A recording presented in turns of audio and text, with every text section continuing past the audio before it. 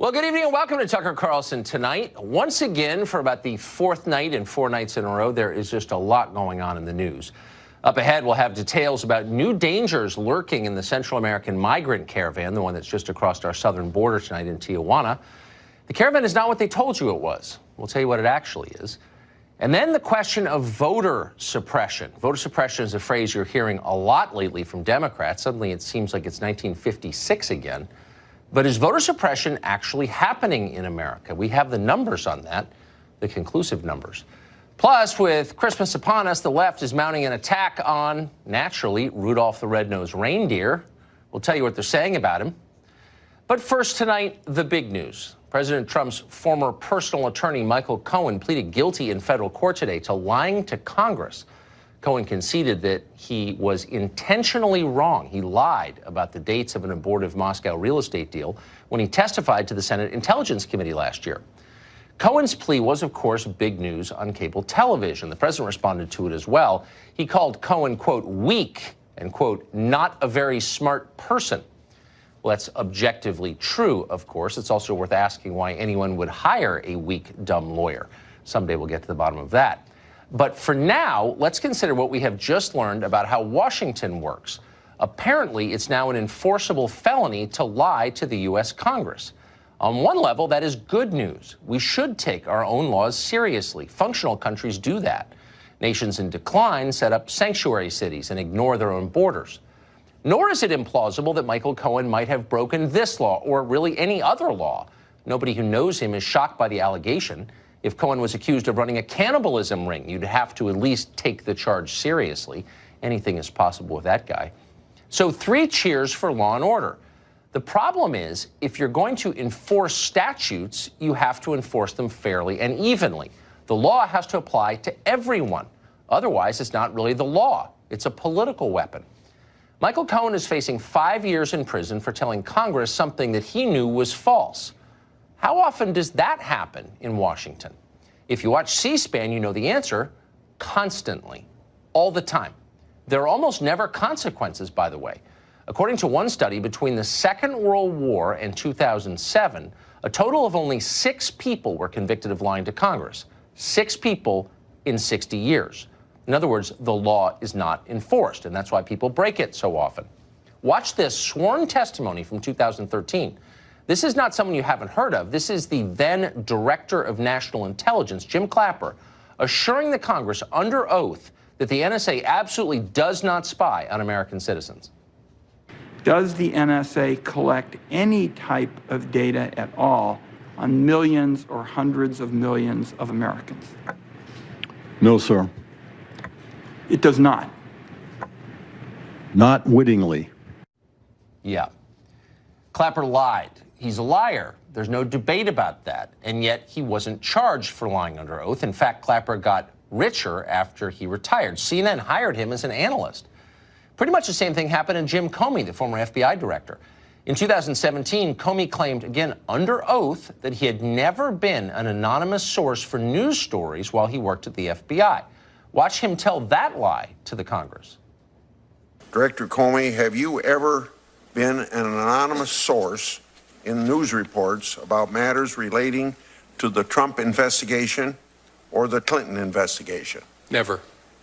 Have you ever authorized someone else at the FBI to be an anonymous source in news reports about the Trump investigation or the Clinton investigation? No. Yeah, well, according to Comey's longtime deputy who would know, and that would be former FBI Deputy Director Andrew McCabe, what Comey said on the tape you just saw is totally untrue. So Comey lied to Congress. But nobody cared. Jim Comey went on to get rich as a pundit selling his book. The same people rooting for Michael Cohen's destruction for lying consider Jim Comey a hero. And then there's former CIA Director John Brennan. Brennan lies constantly. That's well documented. In 2011, for example, Brennan claimed that drone strikes overseas had never, to his knowledge, killed a single non-combatant. That was a total crock. In 2014, Brennan lied and said the CIA had not broken into the computers of Senate staffers. And then last year, under oath before Congress, Brennan said this. Do you know if the Bureau ever relied on the Steele dossier as part of any court filings? Applications, petitions, pleadings? I have no awareness. Did the CIA rely on it? No. It was not in any way used as a basis for the intelligence community assessment that was done. Yeah, that's a total lie, a flagrant lie, and a significant one about something that affects the life of this country. And yet, you know how the story ends? Brennan was never charged with a felony for lying to the Congress. In fact, just the opposite. Washington rewarded him. Brennan is now an analyst for NBC News. He could be on the air tonight telling you why it's so vitally important that Michael Cohen was charged with lying to Congress. Because we really can't have that. Rule of law, blah, blah, blah, blah, blah. Do you notice a theme here that connects all of these stories? Yes, there is one, and it's simple. The well-connected can do pretty much whatever they want. They can lie to the Congress with impunity, and they do. They can lobby for foreign governments without bothering to register, and they do. If they're rich enough, they can even, I don't know, molest children without being seriously punished.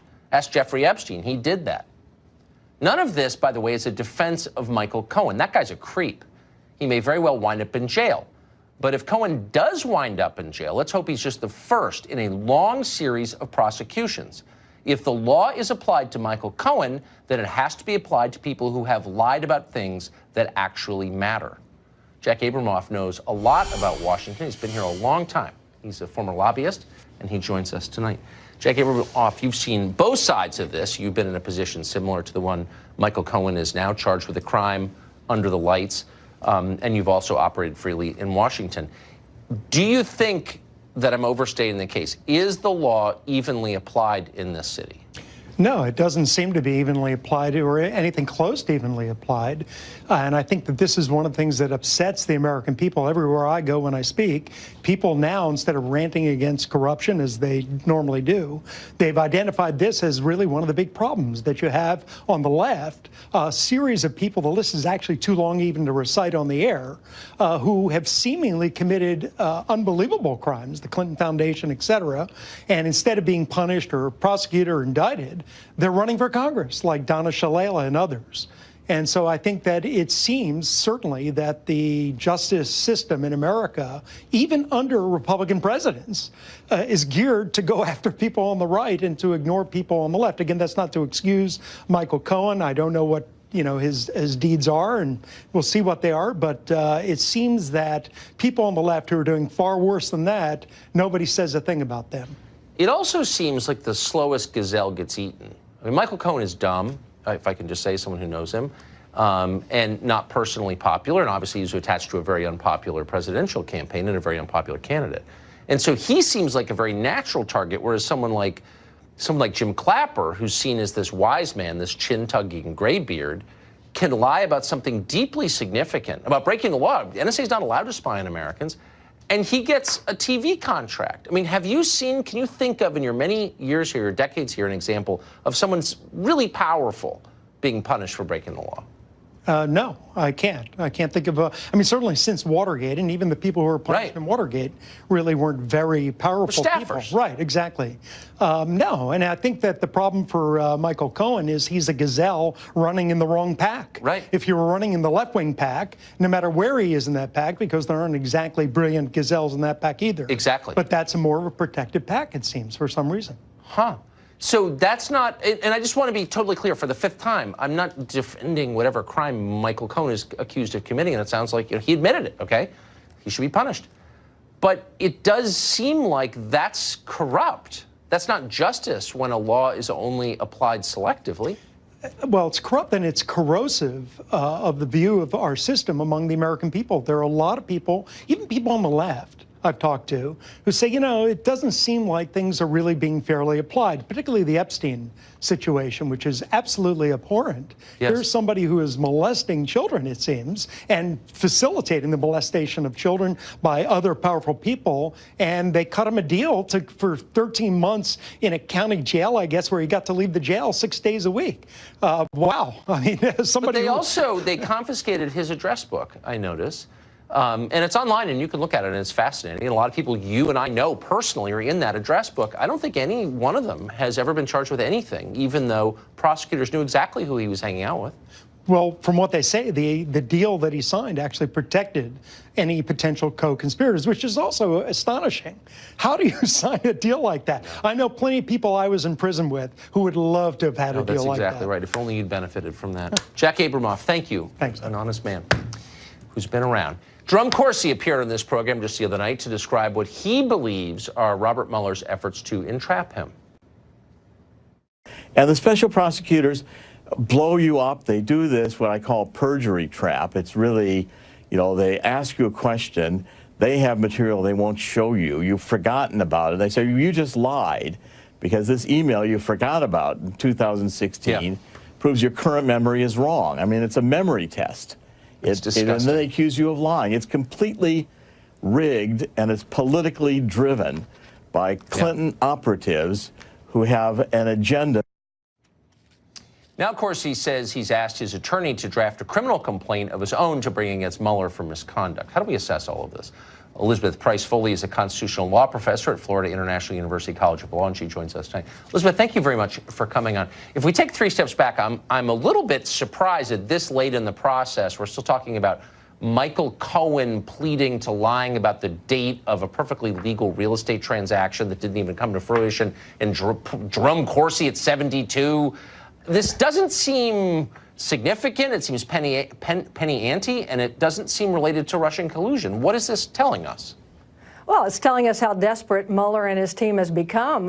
You know, after almost 2 years of investigating, spending millions of taxpayer dollars with a team of about 15 really aggressive, experienced lawyers, there's no there in terms of substantive evidence of Trump-Russia collusion. So after going hard at high-level Trump confidants and campaign officials, Mike Flynn, George Papadopoulos, Carter Page, Paul Manafort, Rick Gates, and now Michael Cohen, the best they can manage to do is get single counts of perjury out of some of them. So it shows you that these process crimes are all they've got. They don't actually have any evidence of Trump-Russia collusion, which was their mandate. But they're playing up the term Russia. And by the way, maybe they have videotape of Trump and Putin in the sauna, you know, dividing up the world or something. I mean, you know, who knows? But as of right now, it seems like there's a lot of Russia. You know, they're planning a real estate deal in Russia. And then once you calm down a little bit, you think, well, is that a crime, actually? Like, why are they telling me this? What does it mean?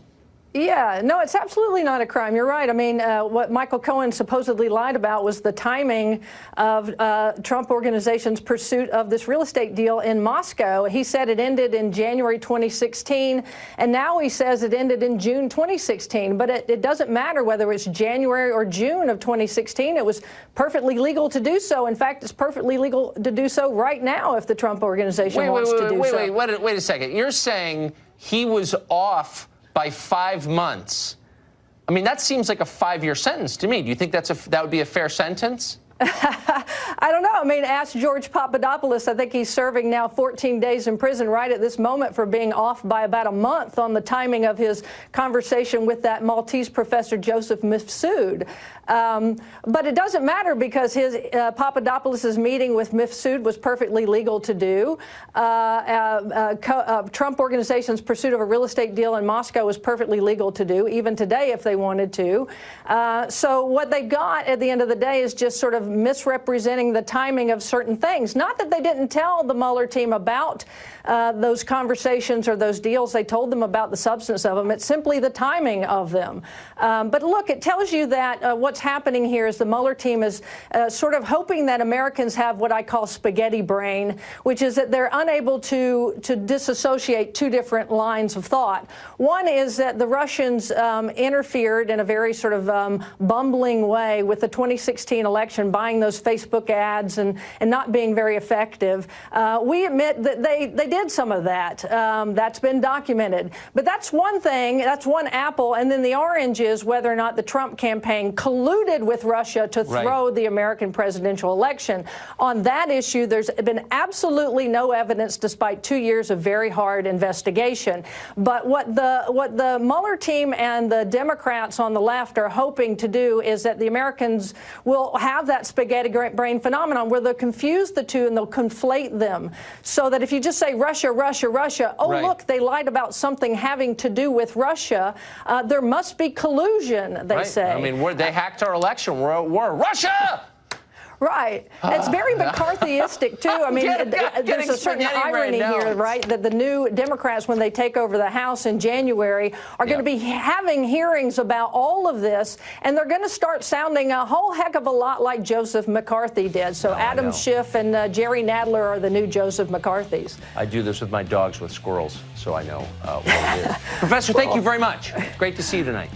Thanks. Stacey Abrams ran for office in Georgia. She lost fair and square, but she still is not conceding and is filing a new lawsuit instead because voter suppression. Was there any? We've got the numbers.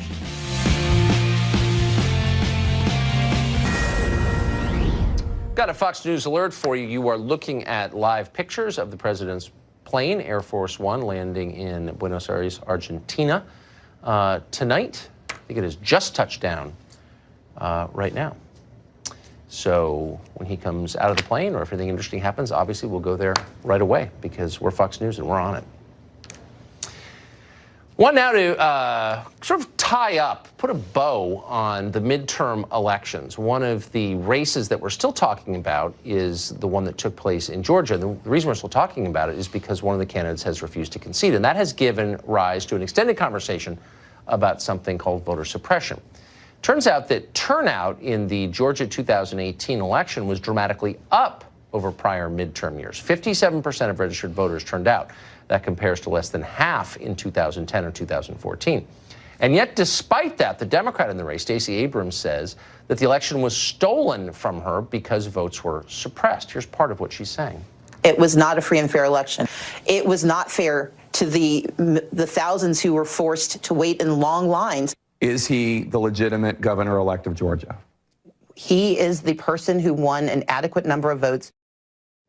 An adequate number of votes. In other words, more votes than Stacey Abrams got. But she still won't concede, and instead her PAC has filed a lawsuit alleging, that phrase again, voter suppression. So what exactly is voter suppression? Richard Goodstein is a lawyer and a former advisor to the Bill and Hillary Clinton family and campaigns, and he joins us today. Richard, thanks a lot for coming on. Sure. So look, I'm totally opposed to voter suppression. I'm for democracy, and always have been. So I think this is worth looking at carefully. But I'm hung up on this kind of logic barrier. If voter turnout was higher than it had been in the previous two elections, how did voter suppression play a role? So you're enough of a scientist to know that correlation does not prove causality, right? Let me quote. What does that mean? Well, what I mean is there was higher turnout all over the country. And here are 5 things that Republican governors and legislators did to suppress the vote over the past few years. Closed polling places, purged eligible voters. They barred felons, which was overturned in Florida. Voter ID was required, which basically that basically cuts against inner city, often minority voters. And early voting was eliminated in states where early voting typically favored Democrats. So those steps were taken. Notwithstanding that, Kemp won. Congratulations. But that doesn't mean that there was no voter suppression. Okay, we know those steps but actually were taken. it does mean that because voter suppression is what it sounds like. It's the suppression of votes. But Stacey Abrams got more votes than any Democrat in 10 years in the state of Georgia. She got more votes than Hillary Clinton got, who was running for president in 2016. And so, I mean, where are the votes that were suppressed? I mean, she got a historic number of votes. I don't understand. So maybe there were attempts made, but they didn't work by definition, right? I mean, you could have better pitching and still have more home runs, right? Basically, we know that Kemp had tens of thousands of people declared ineligible, and disproportionately those tended to be African Americans. But no one's claiming they weren't ineligible. They didn't match. The ID didn't. Their voter registration did not match the day of voting form, and that's the law in the state of Georgia. So I'm not sure. That wasn't the only reason. Again, I think there were plenty of other. Again, there were polling places that were closed. I mean, there were various steps that were taken. Look, as a general rule. But will you at least concede that exit polls suggest that African Americans voted in the same proportion they had in previous elections in the state of Georgia? So there was no exit polling did not detect any drop off in black voting, period. And her numbers, again, were the highest for any Democrat in 10 years. So will you at least concede that maybe voter suppression, if it existed, wasn't very effective? No, because in every other state, no, because here's why. You can laugh. Right, In every I am other state, laughing. black vote was up. Right? So the fact that it stayed flat with a black woman at the head of the ticket tells you something was going on to actually suppress it. Yeah, when I say correlation doesn't prove causality, the mere fact that it was flat doesn't mean that it wouldn't have been higher. Are black people required to vote for black candidates? Of course not. There? They tend to. Oh, they tend to. Is that? But that's not the law. Should it be the law? Is that what you're saying? What are you saying? I'm saying we know statistically, African Americans don't like Donald Trump. They actually did like Stacey Abrams. Actually, African American men like Donald Trump more than they like Mitt Romney. That's true. Well, back in 2016, I don't think that's the case anymore. Okay, we'll see. We'll find out as well. All right, Richard, great to see you. Thank you. Failed presidential candidate and doomsday prophet Al Gore recently blasted the president as a supervillain who was solely to blame for global warming. Watch this. Donald J. Trump is now the face of climate denial. And there are those who are still giving him their loyalty and trust, and I get that, believe me, but the vast majority of Americans, not to mention all around the world, are really kind of, they've had it. Weird he never became president. But Gore is at least more restrained than Jim Sciutto over on CNN, who said that Trump was going to cause the death of the entire planet by causing it to burn to death. He keeps saying, well, we have record clean environment, doesn't get to the temperature. We got kids. We don't want to be, slowly burned to death on our own planet here. The ladies of The View, meanwhile, argued about whether Trump was trying to suffocate the planet rather than set it on fire. Yes. I think these people would rather have $1 billion in the bank than breathe. I really do. Well, they'd rather have money than breathe. Do you think that Al Gore would rather have $100 million in the bank than breathe? Because he sold current TV for $500 million to Al Jazeera, which is its gross domestic product is oil and gas. He made oil money. There's so much hypocrisy on the left with this. I'm sorry, Leonardo DiCaprio had 418 tons of CO2 last year. He's not. You want to change hearts and minds? Stop lecturing Americans. I do take private planes. I'm not gonna lie. It's a fun show, The View. Author and columnist Mark Stein joins us tonight. So, Mark, the scientific conversation on warming always begins the same way, which is I'm a good person and you're not, so shut up and obey. This is a global phenomenon. It's happening all around the world, and it's happening in France, where the French government has just said, we want to slow down climate change, so we're taxing gasoline. And there's been this kind of revolution in response from the left and the right. The entire French middle class, tell me if I'm misreading this, has risen up to say, no, this is a scam. You're punishing us under the guise of making the planet better, and we're not putting up with it anymore. Do you think this is part of a global change in the way populations respond to climate hectoring? Yes, I think so. I think climate hectoring was on the verge of a mass movement around the turn of the century. And then because all the climate models turned out to be disastrous, people came to understand it for what it is, which it's a boutique, niche concern. It's, as the ladies on The View were saying, it's for those who take private jets. So Leonardo DiCaprio and Al Gore can fly by private jet to climate conferences. Al Gore's house in Tennessee has a carbon footprint 20 times bigger than the average American home. But that's because he's being virtuous and using his carbon footprint to save the planet, whereas you, Joe Schlub of 27B Elm Street, need to give up your washing machine and your dryer and be beating your clothes dry with the native women down on the rocks by the river, beating your loincloth dry. But so let me ask you a sincere question. If you really believed that climate was the greatest challenge we face, why would you even allow private planes to exist? I'm sincere in that question. Because I think it is actually a form of class war. It's a way, well, in macro terms, it's a way of the developed world denying the developing world any chance to live the kind of lives that people in the developed world live. And then within developed countries, it's a way for elites to tell people that, you know, when it's just Al Gore and the Prince of Wales flying around having climate conferences, everything's fine. But the minute Mr. and Mrs. Joe Schmo want to take a vacation in Florida, then the whole planet's going to broil. It's an elite thing. Exactly. Nobody takes it seriously. Al Gore said we had 10 years to save the planet in January 2006. So we're almost 3 years past his sell-by date now. I mentioned the Prince of Wales. He was more specific. He said we had 96 months. So that was June 2017. And we're still here. I can't believe it. Saying the world is going to end. I'm especially glad that you're still here. Mark Stein, one of the few real geniuses I know. Thank you. I'm way past my sell-by date, Tucker. Me too. Up ahead, there is new evidence of danger lurking inside the migrant caravan stalled in Tijuana tonight. We'll tell you what it is after the break.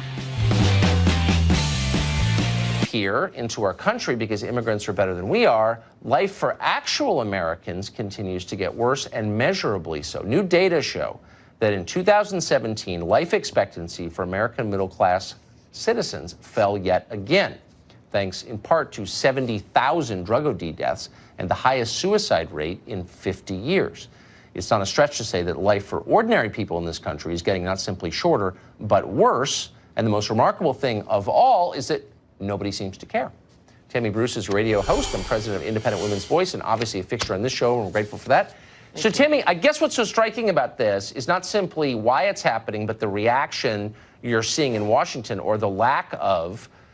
I mean, if this were happening to any other group, Syrian refugees, migrant caravan members, if they were dying younger, wouldn't there be a national outcry about that?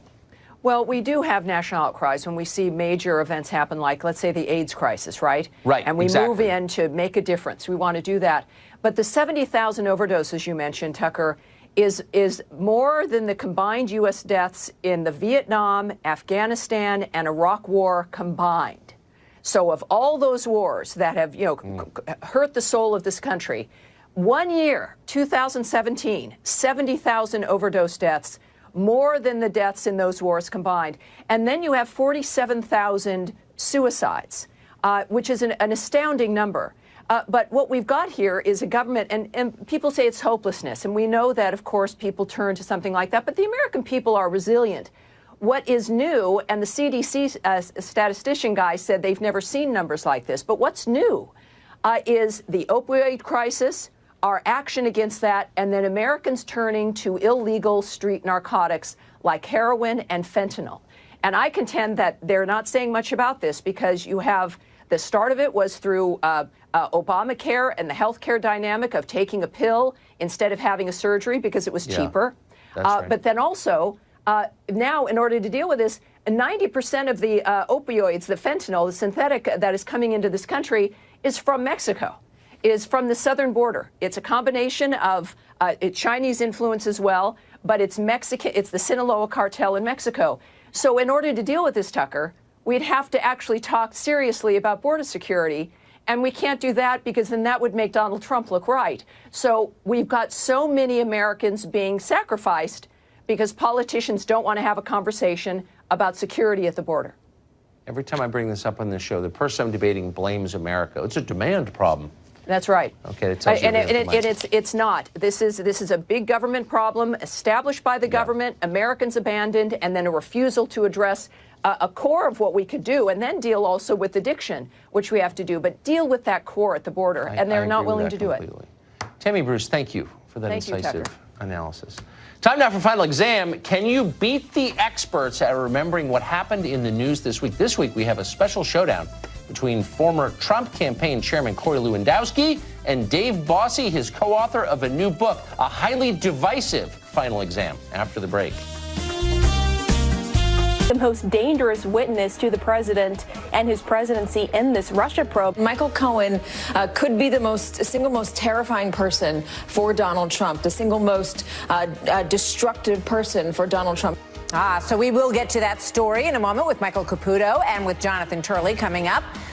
That story putting Vladimir Putin back in the spotlight today as well. The president dusted the Russian leader, will now not meet with him at the G20. Tweeting this: Based on the fact that the ships and sailors have not been returned to Ukraine from Russia, I've decided it would be best for all parties concerned to cancel my previously scheduled meeting. Critics were quick to draw lines between that announcement and the news about Michael Cohen, but history may be more telling on this. Look no further than the G7 and NATO summits, where the president's approach to diplomacy was often characterized as a bull in a china shop. Only this time, it will not be President Putin's china shop that everyone has their eyes on.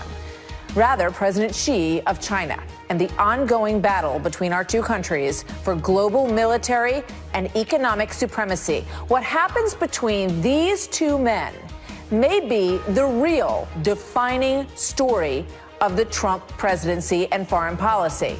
This is likely the superpower showdown, ultimately, of our time.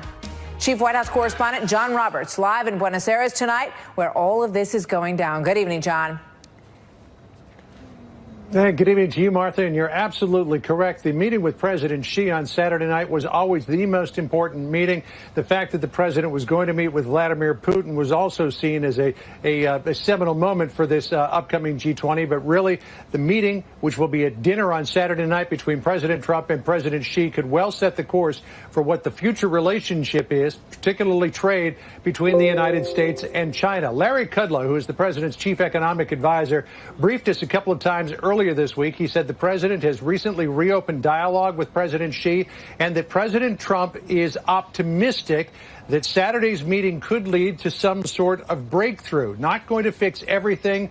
This could be baby steps towards some sort of different trade relationship, but they are hopeful that something may begin to break loose on Saturday night. The president, though, playing a little hardball as he was leaving the White House this morning, saying if Xi does not want to forge a new trade agreement, well, he's fine with that. Listen here. I think we're very close to doing something with China, but I don't know that I want to do it because what we have right now is billions and billions of dollars coming into the United States in the form of tariffs or taxes. So I really don't know, but I will tell you that I think China wants to make a deal. I'm open to making a deal, but frankly, I like the deal we have right now. Don't forget the tariffs on Chinese goods right now, and there's some $250 billion worth of Chinese goods that are subject to tariffs is 10%. That is scheduled to rise to 25% on the 1st of January, and the president has another tranche of $257 billion in Chinese goods that he is targeting for tariffs. U.S. officials say that they have been disappointed. That's the word they used, disappointed in how trade talks between China and the United States have been going. They say one of the big problems is China still claims to be a third world country, and because of that, they still need all the breaks that are afforded them under the World Trade Organization agreement. But consider this. China has an economy of $12 trillion a year. The United States, $19 trillion. China just $7 trillion behind. So the United States, the White House, doesn't see the need for all these WTO protections. Reforming the WTO rules has been a big topic at the ministerial meetings in Mar del Plata here in Argentina, leading up to this weekend's G20 Leaders Summit. And the United States is getting a lot of support that China is trying to have it 9 ways to Sunday here to take advantage of every trade opportunity that they possibly can. And in doing so, really scoop up a lot of intellectual property, ownership in a lot of businesses, and technology transfer that the president really wants to stop. Martha? John Roberts, thank you very much. In Buenos Aires tonight, here now, Tom Rogan, Washington Examiner commentary writer, and Mark Thiessen, American Enterprise Institute scholar and Fox News contributor. So, Tom, let me start with sort of the big opening question here tonight. There's obviously a lot of focus on what's going on with the Russia investigation and the president's decision not to sit down with Vladimir Putin here. But when you look ultimately at the military expansionism of China and the way that they are trying to basically, clean our clock in every possible category in the coming decades, this is really so central, I think, to what the president's legacy will really and ultimately be about. I think it absolutely will. I mean, the challenge from Russia is a Russia that is in decline, but a Russia that is capable in terms of various spheres. But I also think that when you look at China in terms of the global economic order that it wants to establish, and I think that's important to note, displacing the American rules-based order and replacing it with one that is feudal mercantilism, with Beijing as the center, and then on the second step, the imperial strategy in the Asia-Pacific, the Indo-Pacific, to try and make all those other nations there have to salute, essentially, Beijing. That showdown is critical. And President Trump, I think, gets very high grades so far in terms of challenging the Chinese in ways that I don't think they would have expected when he first entered office. Mark, what do you expect this weekend from this meeting? I expect that Donald Trump is exactly where he said coming out of the White House today, which is if he gets a deal, if the Chinese want a deal, that's great. If not, he's very happy where he is. I mean, I think Trump has all the leverage going into this meeting for two reasons. Number one, the U.S. economy is booming, whereas China's is stagnating. They've had the worst economic growth this year since 2009. And second of all, the Chinese took their shot at Donald Trump this year. If you recall, after he put his first sanctions down on China, they retaliated very smartly. What they did was they went after Trump voters. They targeted soybeans. 90% of they're the largest soybean importer of the United States, and 90% of the soybeans come from states that voted for Donald Trump. So they were targeting states like North Dakota and Indiana and Missouri, hoping to help Trump's opponents and then maybe have him lose the Senate over these tariffs. And what happened was the opposite. Claire McCaskill lost, Joe Donnelly lost, and Heitkamp lost in North Dakota, and so that play failed. Trump won all of the rural areas in the House. Where his losses were in the suburbs. So the Chinese took their kill shot to try and go after him, and it failed. So what that means is going in, Trump really doesn't mind the sanctions because the Trump voters in those rural states that were depending on China trade backed him in the last election and gave him a mandate to get tough with Beijing. Yeah, I mean, what fascinates me is that we've been talking about this issue with China for decades. And in terms of having the fortitude to stand up to them, we really have never actually done it. There's an interesting conversation that was outlined in a very interesting Wall Street Journal piece today about the relationship and the back and forth on these deals, and Steve Mnuchin's efforts and Wilbur Ross's efforts to kind of create a negotiating platform that would work. And one of the Chinese advisors told a group of U.S. executives, "We understand the U.S. better than the other way around, and we are willing to endure far more pain without conceding." Tom, do you think that they may have met their match in President Trump or not?